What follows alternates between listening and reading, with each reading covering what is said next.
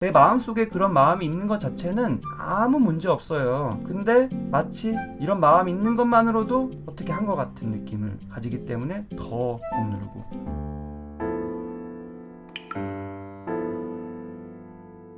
공부하는 과정도 부모님한테 허락을 받았다 이런 표현들을 많이 하시는데 1년 쉬고 싶은 것도 부모님이 1년을 더 참아주셨다 그렇음에도 불구하고 막 이런 식으로 부모님 입장에서 많은 생각들을 하시는 관점이 있어요. 본인이 삶의 주체고 만약에 수험생활 가운데 힘들었으면 제일 힘든 건 본인임에도 불구하고 부모님 입장에서 자꾸 헤아리려고 사연에서 또 내가 부모님 때문에 좀 힘든 경험을 했다라고 쓰는 것도 스스로 왠지 부모님을 안 좋게 얘기한 것 같아서 자책감이 들 수 있거든요. 그래서 그런 얘기 하자마자 또 바로 부모님을 변호해요. 내가 취업해서 집중 안 되니까 효율 떨어지니까 야근해서 늦게 오고 정말 고생했는데 부모님이 사실 모진 말을 한 거잖아요. 그런데 가려고 4년 대학 다니고 휴학까지 했냐, 그냥 둬라. 그때 정말 내가 완전 부서져 버린 기분이 들었다고 표현을 하셨어요. 너무 원망스러웠다. 너무 힘든데도 그래도 빨리 돈 벌어오려고 그 말 때문에 내가 이렇게 참고 온 건데 너무 서러웠다. 너무 쓸모없고 가치없는 존재로 여겨졌다. 본인의 감정을 아주 잘 표현하셨는데 변호를 그 사이에 해요. 괄호 안에. 지금은 그게 부모님이 걱정 때문에 말하다 보니까 감정이 격해지셔서 그런 모진 말들도 하신 거라는 걸 알아요. 이렇게.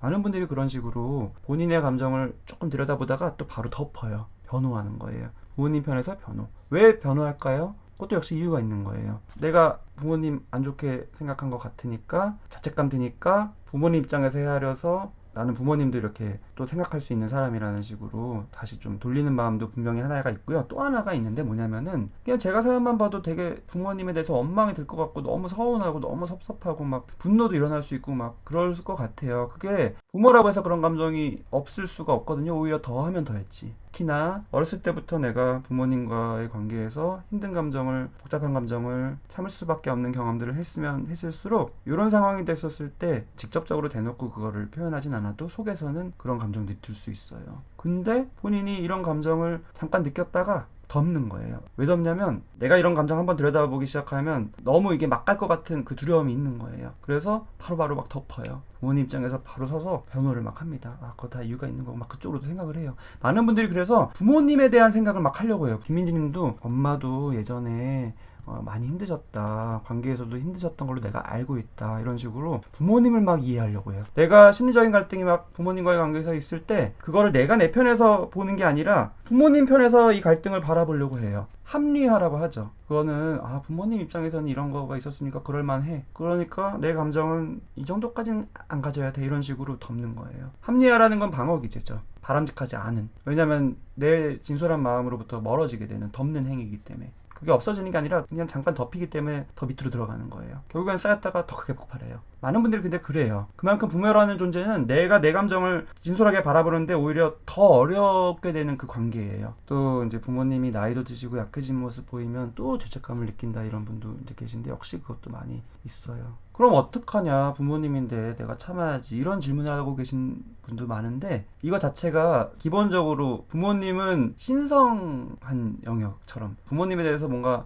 이런 감정이 있는 것만으로도 신성모독죄에 해당된다는 그런 관념이 있는 거예요. 정말 내 마음을 살펴보는데 되게 중요한 게 내 마음속에 있는 것과 내 겉으로 하는 행동과 구분을 잘 하셔야 돼요. 근데 많은 분들이 이 구분을 안 하고 내 마음속에 분노의 감정, 미움의 감정이 있는 것만으로도 동일시하세요. 그거는 부모님한테 불효하는 거다라고. 행동이 아니거든요. 내 마음속에 그런 마음이 있는 것 자체는 아무 문제 없어요. 근데 마치 이런 마음이 있는 것만으로도 어떻게 한 것 같은 느낌을 가지기 때문에 더 억누르고. 제가 본인 편이 되라는 거는 막 살라는 얘기가 절대로 아니에요. 그럼 뭐 사람처럼 못 살죠. 감옥 가겠죠. 그게 아니에요. 본인 마음 안에서 일어나는 내 안에 있는 내 생각, 내 감정에 내가 100% 편이 되어도 된다는 거예요. 내 마음에서 일어나는 것에 자유를 주면요, 참 신기하게도 이 감정이 해소되기 때문에 참 신기하게도 내가 우려하는 그 행동으로 안 나가요. 근데 다들 행동과 이 마음을 딱 연결됐다라고 거의 비슷하게 보기 때문에 내가 마음에 그런 생각을 가지면 그렇게 될까봐 염려를 해서 자꾸 억누르세요.